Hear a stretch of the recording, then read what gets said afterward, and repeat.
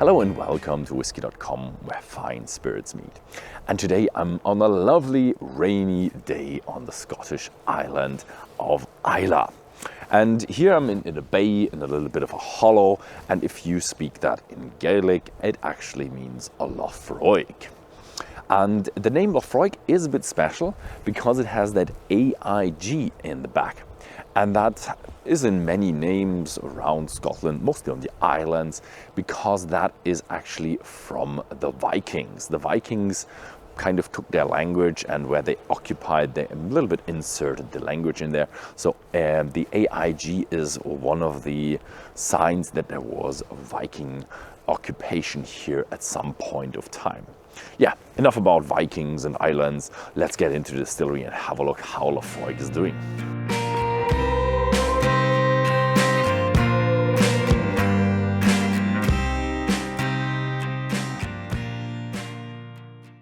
The history of the distillery starts in 1815.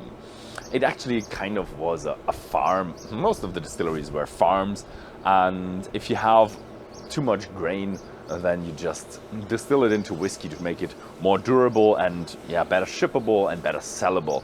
So it's always good to have a distillery on a farm. So that is kind of, not quite sure if it was illegal, allowed by the local lord or not, but it wasn't officially government licensed. They actually got licensed in 1826, which was the time when nearly everybody got licensed. So it was founded by the family of the Johnstons. It was two brothers. One actually paid the other at some point to get all the shares. So there was one Johnston who owned the distillery. In 1847, actually, the owner of the distillery and manager died. So they actually got the Lagavulin distillery manager back in that day to come over and run both distilleries for 10 years, when in 1957 the son Dugald actually took over the business and was running the business.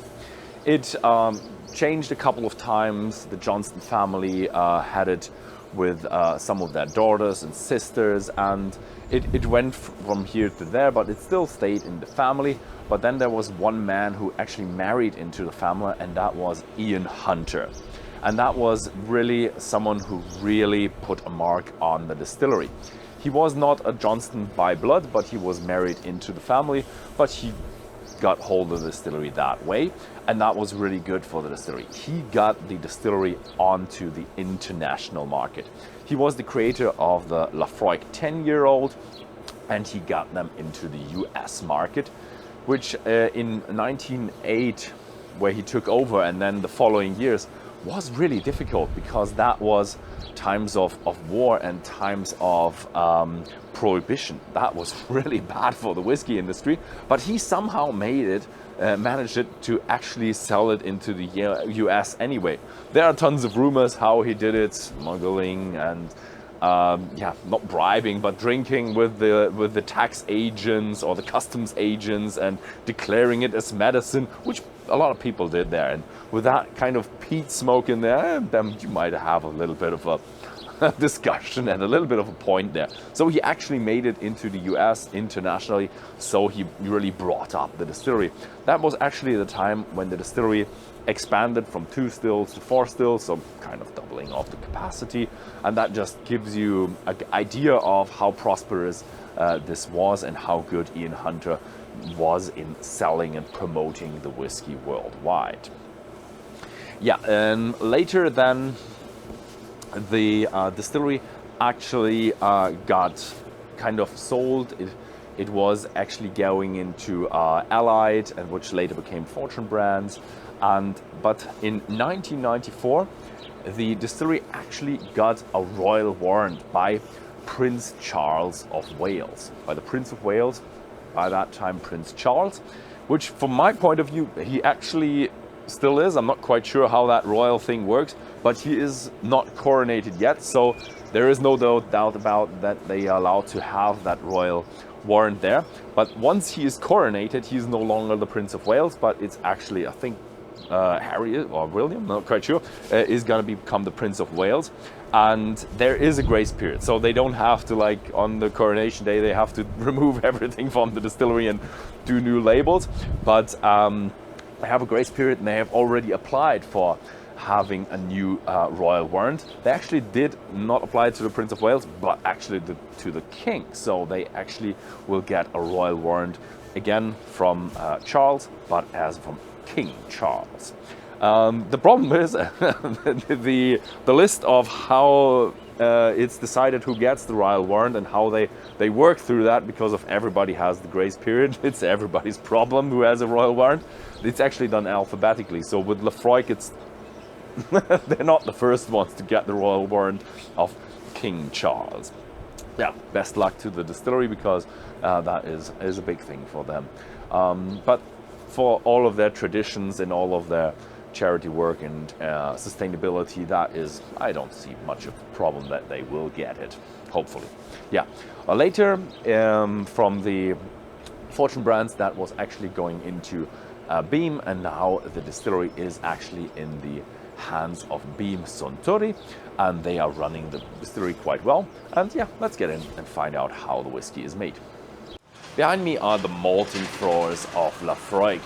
Laphroaig used to have a few more malting floors back in the days, but they're now buying malt as well. So the amount of malt that is still being done on their own is about 15 to 20%.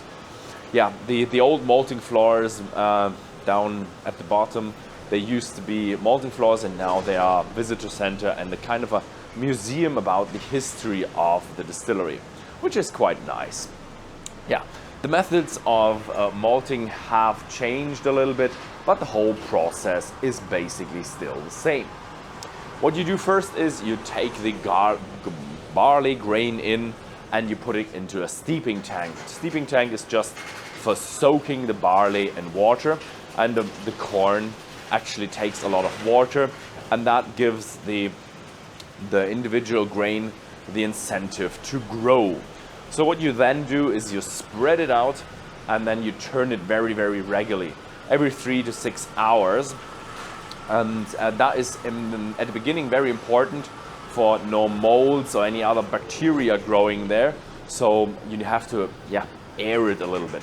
In the end, it's very important because the shoots that are growing out of these grains are actually entangling it. So there could be clumps in there, and that might be problematic with drying. It would give you clumps that are different, that be inconsistent. So quality-wise, you have to turn it a lot, which is also now done electrically, because back in the days they had shovels, and that was really bad for the backs of the workers. So a lot of old workers went into their pensions with broken backs, and you don't want to have that today. So everything is done electrically, but the method pretty much stays the same.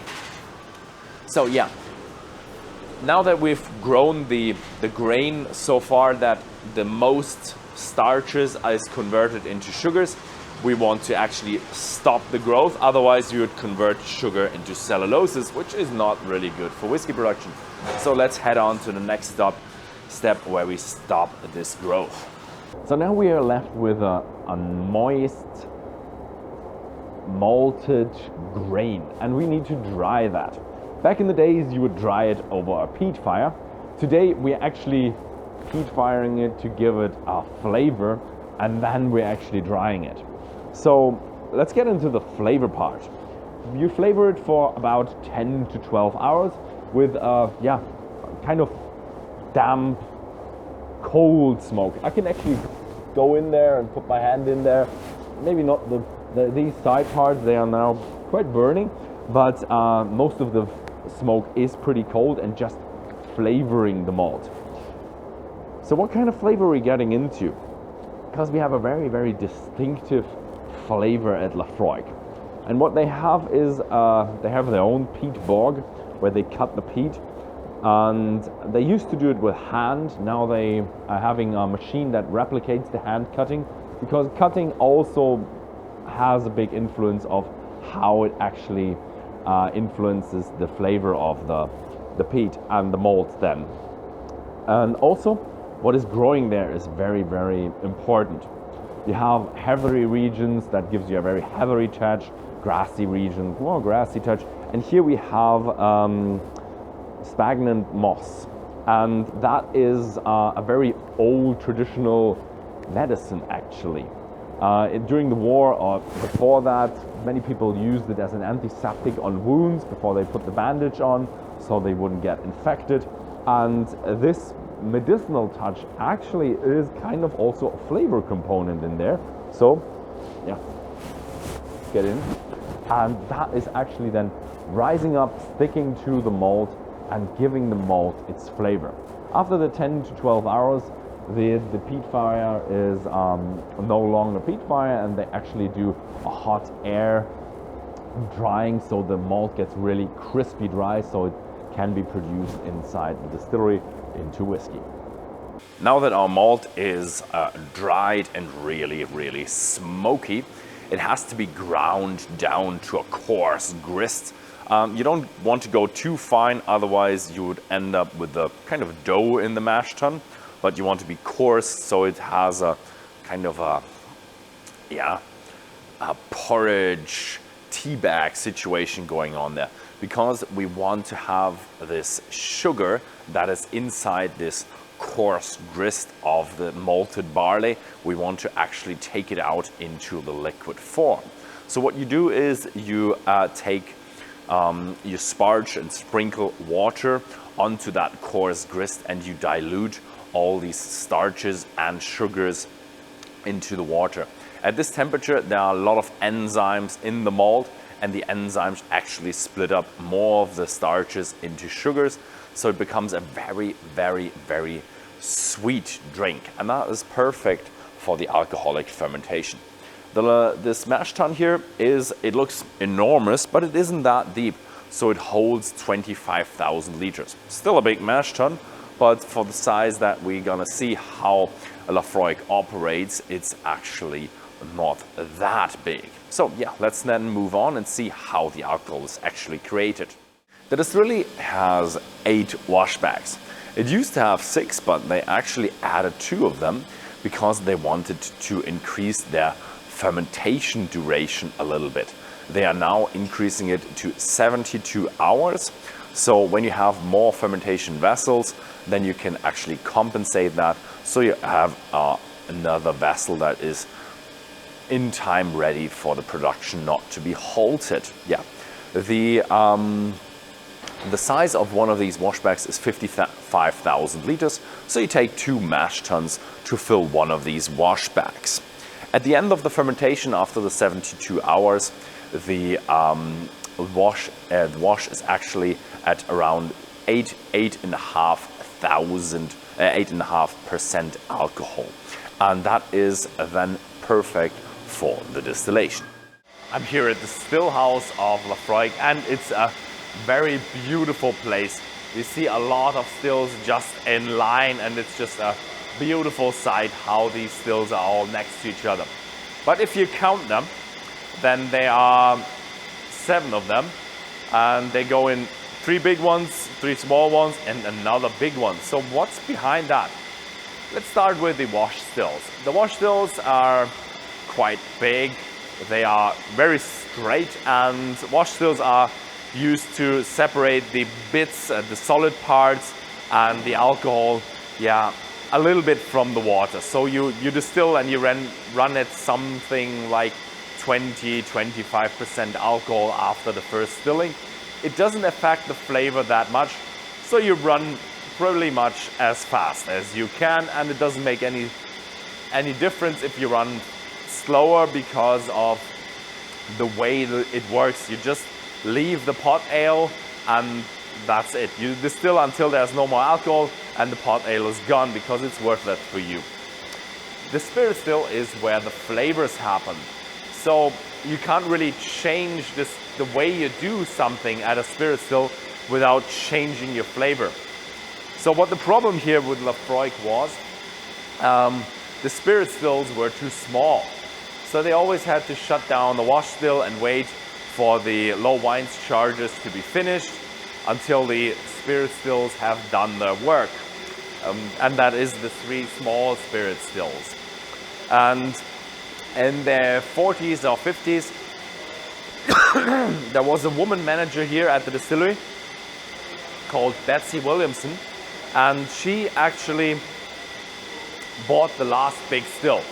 And she was running really pretty much against the opinion of the master distiller and the distilling team, because they were very, very conservative, and they said, like, if you have a new spirit still, you need a new wash still because they work in pairs. And she said, that's a dumb rule, I'm just buying a new big still. So she bought a still exactly the same shape, but double the size. So now it's actually balanced. The last spirit still is running a bit longer because it's bigger, but the wash stills can run on full capacity as well as all the spirit stills. So this is kind of the mystery of the big spirit still in the end. Yeah, and you can smell a lot of peat smoke in here. So that is really the essence of the flavor of Laphroaig. But now, after we've distilled it to around 68% ABV, let's get into the warehouses and have a look how the whiskey is matured. This is the famous warehouse number 1 that you saw at the beginning with the big Laphroaig letters on it. And it's an old traditional Dunnage style warehouse, and all the very special casks lying in there. I think a cask from Prince Charles, or now King Charles, and here another few very special anniversary casks lying in there as well. And yeah, the distillery is situated right next to the sea, and you can feel the air is very salty. You feel a sea breeze. Unfortunately, for me, it's very smoky because my hand is still very smoky from the kiln. But I felt it outside, and it is very, very sea breezy in here, and it affects the whiskey quite a lot. First of all, it affects the flavor and gives that, maritime flavors to the whiskey. Second of all, it is actually very humid in here because of that sea breeze, and that reduces the angel share, which is good because you lose a lot of whiskey to evaporation, as the angel share is the evaporation part. And usually you have 2% evaporation. Here it can go down to about 1.8% of evaporation. It doesn't sound quite a lot because that's just 0.2% of a difference. That doesn't sound a lot. But when you have over longer years and about a lot of whiskey lying around here, that is a lot of whiskey just evaporating into the air. And these small differences even make a lot of whiskey. Yeah, the Dunnage style warehouses, the distillery has 2 of them, and the other warehouses are racked warehouses. The distillery has quite a lot of them. They are big warehouses and they have about 10 of them, and they're currently building 2 new ones. So there will be even more whiskey of Laphroaig storing here on site. Yeah, so this is how Laphroaig whiskey is matured, and in the end, after the casks are emptied, then it ends up in a bottle, and let's find out how that stuff actually tastes. So this was it with the production, and now we're having a little interview with Pamela Ferguson. You're the assistant distillery manager. I am. You're here for 1.5 years now, but you have 7 years of experience in the industry, so quite some time here. And that was all at Bowmore, right? Yes, the rest of it was at Bowmore Distillery. Oh, nice. So thank you very much for having us at the distillery. Thank you for being here. It's lovely to have you. Yeah, so you're a true Islander then? I am. I'm an Islay. What was an Islay? An Islay. So that means just someone who was born and raised on Islay. Okay, someone told me that nobody is born on Islay. Do you have a hospital here or something? Or? We do, and actually now you mention it, most people are born off of the island in bigger hospitals, but some babies that appear unexpectedly are born on Islay, or maybe on the plane off of Islay. On the plane, oh. Okay, so what are we having today? We're trying core range. We are, so we're going to taste 4 different whiskies today, and we're going to start off with our benchmark 10-year-old, then we're going to have our 10-year-old sherry oak, then we're moving on to quarter cask, and finally the lower. Nice. Okay, let's start then. Fantastic. I think Crack open a bottle. Is there any better sound? Oh yeah, I love the sound of the cork unscrewing. Oh, you can't beat it.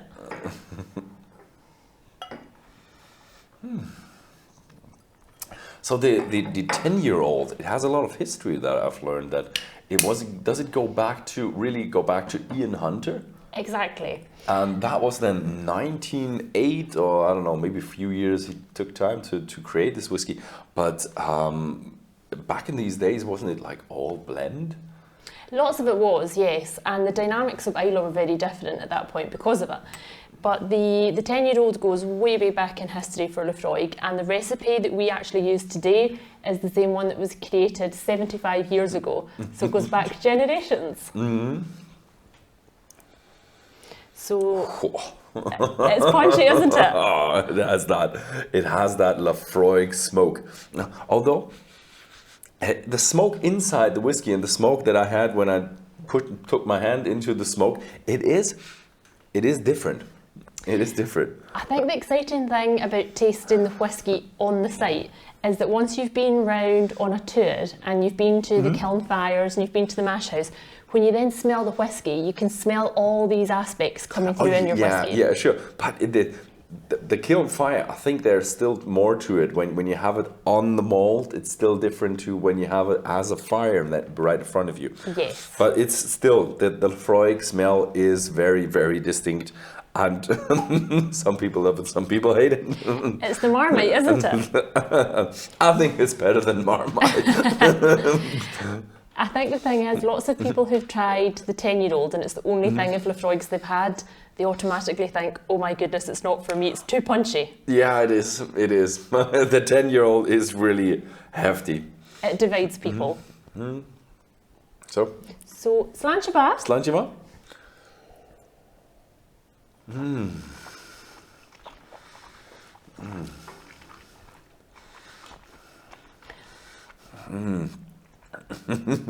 It's a little bit chewy, isn't it? It does have that phenolic touch to it, smoky touch to it. And I can really feel myself when I heard the story about Ian going to the States and saying, no, this is no alcohol, this is medicine. You can absolutely taste why. Yes, so this is our benchmark Laphroaig dram, and it's quite obvious having a wee dram of this why we get a name for being so bold and flavoured.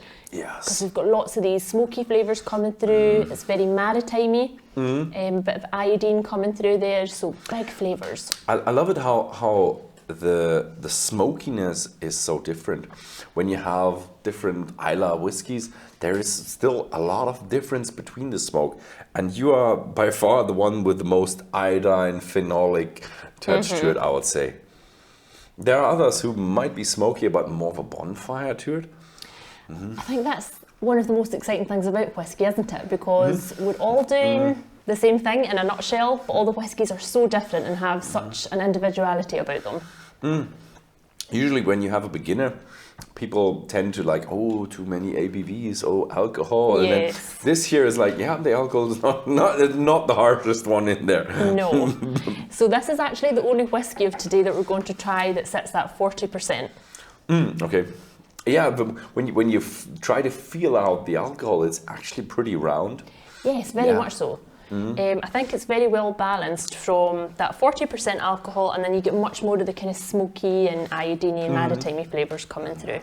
But it's just a smoke train going on there. So what I really love is that you have the royal warrant. Yes. And I think we, from the point of filming right now, I think the coronation is like in a week, or is it something like that? Yeah, that's right. So you have the royal warrant from Prince Charles of Wales, or is it Prince of Wales Charles? Or I don't know. The Prince of Wales, yeah. The Prince of Wales. But he's no longer going to be the Prince of Wales. That's right. So what are you going to do about it? So this has been a question on lots of people's lips at the moment, and we don't know the definite answers. We think what will happen is that the royal warrant will move with Prince Charles into King Charles, but we're actually due to renew our royal warrant this year anyway, so we'll go through the normal application process, and at that point we should find out how it's going to be. Okay, interesting. So, but is the warrant different? As in shape and everything from the King to the Prince of Wales? I'm not even sure myself, to be honest. It's an excitement for me to find out. Okay. But so yes. you probably have to then just go to the building and Take it off. Get a screwdriver out. But of course, we've got it in all our bottles as well. So if it were to change, it's quite a big thing for us to be able to do all that. Oh yeah, for you have to packaging. change all the labels then. Yes. Yeah, but I think you still have a week for officially being there, and then you have the grace period, so I think you'll be fine. I think we'll be good. Yeah, and everybody is going to be into that, because I think there are tons of royal warrants going on, aren't they? Yes, Yeah. that's it. So everyone's getting the royal warrants for the kind of good that they're doing in their industries. So Laphroaig originally got theirs because they were the first distillery to really create positive impacts in the environment. So that was one of the leading reasons that we got ours. And so to be able to upkeep that, we have to become more efficient in our processes. We have to kind of give back to the environment. So it can be everything from maybe using less peat to changing the way that we cut our peat. So it's really interesting once you get into the bones of it. Yeah, but also I think Charles is really fond of you. I think he was here a couple of times. He was, yes. Okay. He's a big fan of Laphroaig, so that's fantastic for us. I think that's a big helper as well in getting the royal warrant. Yes, I dare say so. Okay, so the next one is like the 10-year-old but sherry. Exactly. So it's quite nice to do this comparison side by side. So what we've got here is 10-year-old, and some of these casks have been matured in exactly the same way in ex-bourbon barrels, like the normal core range 10-year-old. But we've also matured some Oloroso sherry casks as well. And then what we've done is we've just married them at the end, probably for about 6 months. And you can see and smell and taste the difference just by having that little bit of Oloroso in amongst those ex-bourbons. Yeah, a lot of our customers are really fond that you brought that back. Yes, good. I'm glad to hear it. And they love it. Good. So it's lots darker on the eye, and this one's 48% as well. So Ooh, okay. moving slightly higher in alcohol. But you can already smell that richness coming through from the Oloroso. Yeah, it's totally different. It is, isn't Totally it? different. It's But lots you of still detail. have that distinctive Islay Laphroaig Very smokiness going on, definitely. But it's nice how it plays into that Oloroso going. And the Oloroso, I feel at times, is a little bit like a hug for that smokiness. It really It works takes well a bit with of that just smoky iodine harshness. Takes a bit the edges off, I would say. Yes. So you don't get quite as much smokiness through on the nose, I don't think. Yeah, it is less, but still good amount present, I would say. Yes. Slush Try it.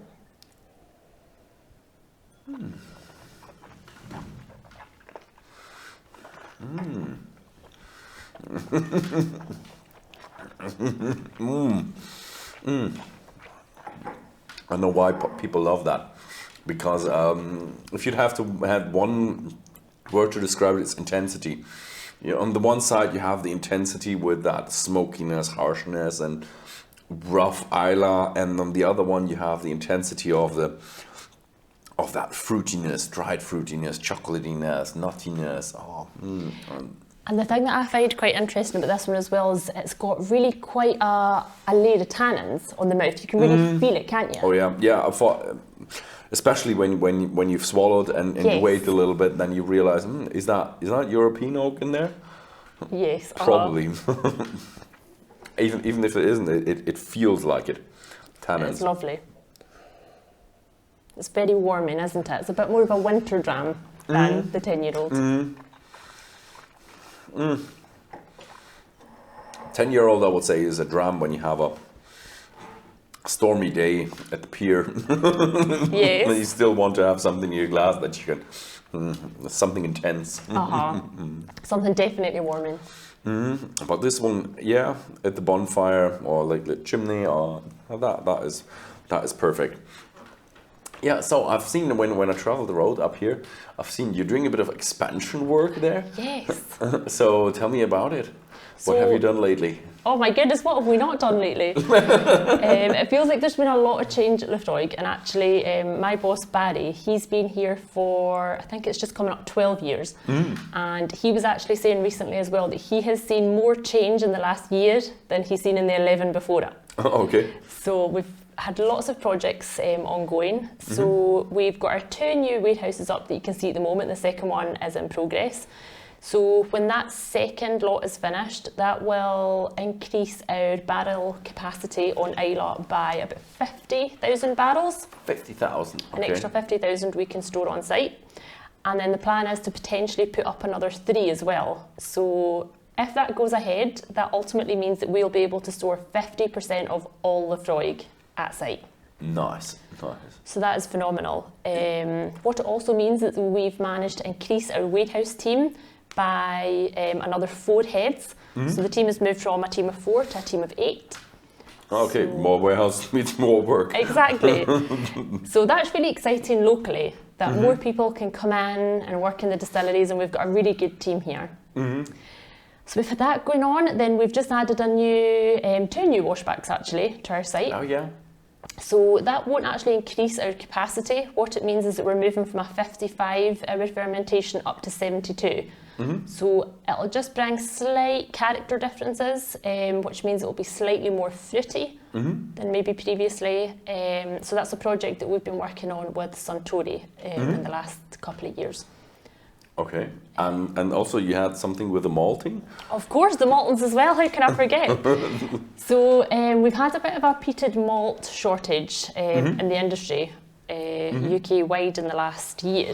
So we've kind of embarked on this project with our team and with our kind of senior managers, and we've managed to create 25% more malt this year so far, but by the end of 2023 we want to be creating 50% more malt. So how do you do that? I mean, you don't have more buildings? How do you do that? I know it seems a bit crazy, doesn't it? So no, what we're really doing is we're just optimising our processes.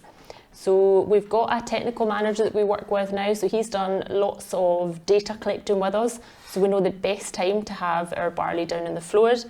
Then we know the ultimate kind of set point that we want our kiln to be at, and it just means that we've managed to create a lot more time available in our kiln.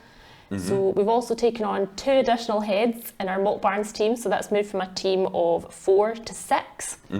And they're now working weekend shifts as well. So it just means that we've always got somebody there and we're turning things over nice and promptly to create that extra time. Is the kiln really the bottleneck? I've always thought the floors are the bottleneck. No, so the floors add a little bit of a bottleneck, but the kiln more so. Oh really? Okay. Yes. Do you work with both kilns then? Yes. Oh, okay. So both kilns are optimised nearly as often as we could be using them.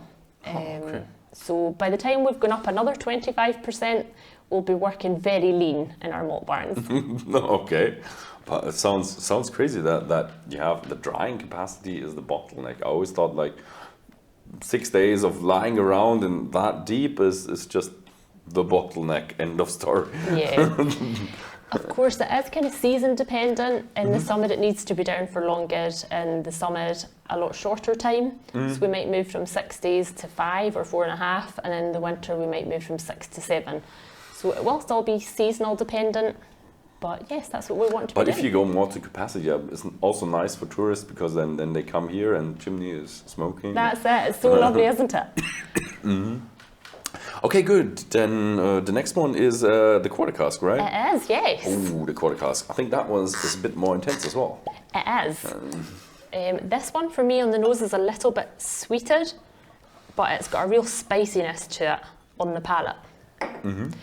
So what we've done with our quarter cask is we've matured it again in ex-bourbon barrels, and then probably for about 6 months to a year at the end of the maturation, we'll pop it into those quarter casks. So it's a lot more wood contact in those small casks. Oh yeah, you do feel like that. I would say that's a typical bourbon barrel. But lots of vanilla coming through it, lots of sweetness. Yeah, quarter cask. Yes. Typical quarter cask. Yeah, there's a lot going on with it. You have added, it feels a little bit more sweetness going on in there. Definitely. With these, vanilla caramel, vanilla is just very associated to sweetness. Quite often when I smell the quarter cask, my mind goes straight to creme brulee. It's that kind of creamy sweetness. And this one's also 48%.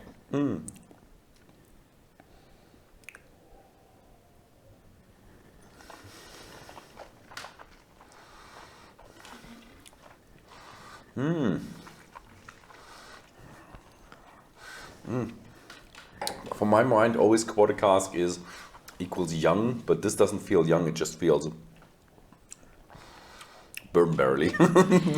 It feels quite multi-layered to me because it's sweet, it's spicy, and then it's got that really nice helping of smokiness with it as well. It's not overwhelming.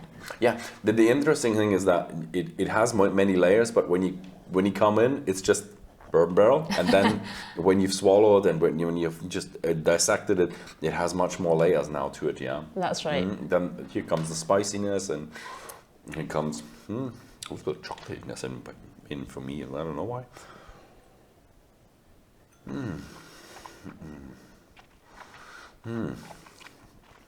Yeah, 48% also transport a lot.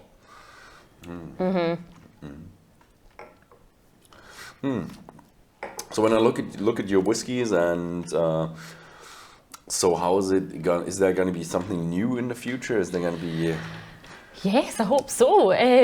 The marketing team and the prestige team have actually been working on some really exciting releases for us. So I think hopefully over the course of the rest of this year, we'll have some older releases coming out, which is really exciting for Laphroaig because we don't have a huge amount of older stock on the shelves. So that is going to be really exciting. Yeah, the Ian Hunter series is over, isn't it? Yes. Unfortunately. Well, I believe there might be a book 5. I don't know if that's confirmed. But book 4 was fantastic. It was such a good dram. Oh yeah, they're amazing. People love them. Okay, they're a bit expensive, yes. Yes. But they are amazing. Yes, and it's a really good age, isn't it? It's an old whiskey, so... Oh yeah, old whiskey. Yes. But people love them. People love them. Yeah, hopefully there is a book 5. Fingers crossed. I can neither confirm nor deny. So, but so there's more of like special older releases, or is that going to be an add to the core range? So I believe it's just going to be special releases. I don't think it'll be part of the core range. So we shall wait and see over the rest of this year and see what's announced and released. Oh yeah, that's always the bad part. We always have to wait with whiskey. I know, that's but it. We're so with impatient. whiskey, you always have to be patient. Yes, that's it. It's not just distilling, drinking. It's distilling, waiting, drinking. I know. That's part of the excitement though, isn't it? One of my favourite aspects of this job is going into the warehouse, and it's still just so fascinating that you can put these barrels down at the same time. They're the same product, but the end product can be so different. They just do their own thing over time, and then you just don't know what you're going to get at the end. So it's fantastic. Yeah, that is awesome when you just have to get some whiskies to get something special, but when you have to have a consistent product, I think that is really difficult. Yeah, definitely. Thankfully, that's a job for the master blender. Yes. Okay, so the lore. The lore, yes. Is that is a bit of an older one, right? It is. So we've kind of saved that till last. The lore, although it doesn't have an age statement, we do say that it's got whiskies in the range of 7 years old up to about 21. We also have 5 different cask types in here. Ooh. So for me, it's a bit of the best of everything that Laphroaig has to offer. So different types of bourbon barrels in here, so maybe first and second fills. Then we've got some Olorosos in there. So yeah, 5 different cask types. Is it also 48? It's 48 as well, yeah. Oh yeah. I think all of them except the 10. And this one, you can smell instantly it's quite different, can't you? Oh yeah, you feel that it's a bit older. It smells lighted on the nose, doesn't it? Not quite as harsh. Yeah, with Laphroaig, it's really that that the age of the whiskies and the maturity of the whiskies really changed the whiskey a lot. Yes. If you have a 10 or a select, I'm not quite sure if it's still there, but these were the ones that I had that were like, okay, they're really harsh. And when I was beginning with whiskey, they were just too harsh for me. But when you come to the older ones, they are so different. So your distillery character is so far away from what you have with a mature whiskey that is, so it's just black and white for old and younger ones. It's quite interesting, isn't it? When I started here, Barry said to me that he felt the best way to sum up Laphroaig was that it was a little bit like a teenager. So when it's young, it's got lots of attitude and it's quite bold. And then as it starts to mature, it becomes really subtle and lots going on. Very complex. So it really changes. This year is a bit of both worlds, I would say. Oh, definitely. It's still got that Laphroaig character, but it's just a bit more subtle, isn't it? You do have the subtleness in there that I know from the older expressions, but it still has a bit of kick to it. Yes.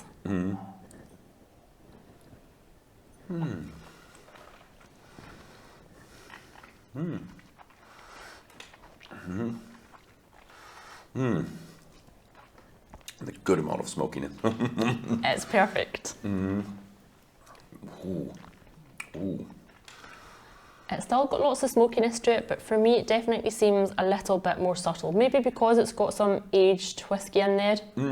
So if people come to me and say they've tried Laphroaig in the past and they found it a bit too overpowering, I'd probably steer them towards lower, because it's just a little bit kinder on the palate.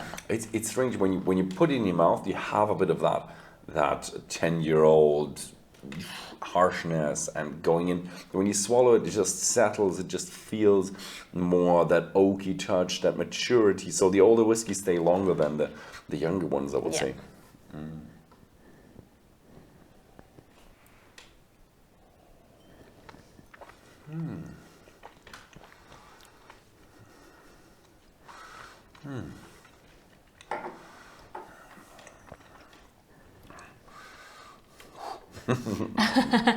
It has quite a kick to it. It does, doesn't it? It's still got that kick. It's still got that kick, but a warm, glowy feeling in your mouth.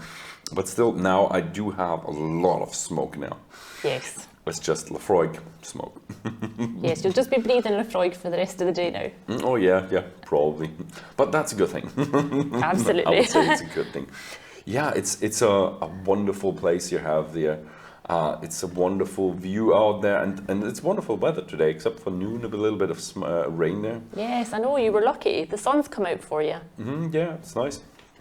So yeah, thank you very much for having us at the distillery. It was a lovely place, and hopefully I could show the world how Laphroaig whiskey is made. That would be lovely, and thank you for coming. Yeah, so yeah, thank you very much for watching as well. And yeah, if you feel that this video was interesting and you might have friends who also be interested in this video, then please feel free to share this video with your friends. And if you happen to live in the Netherlands, you can actually buy these whiskey at Whisky.com in our shop. Thank you very much for watching, and see you next time.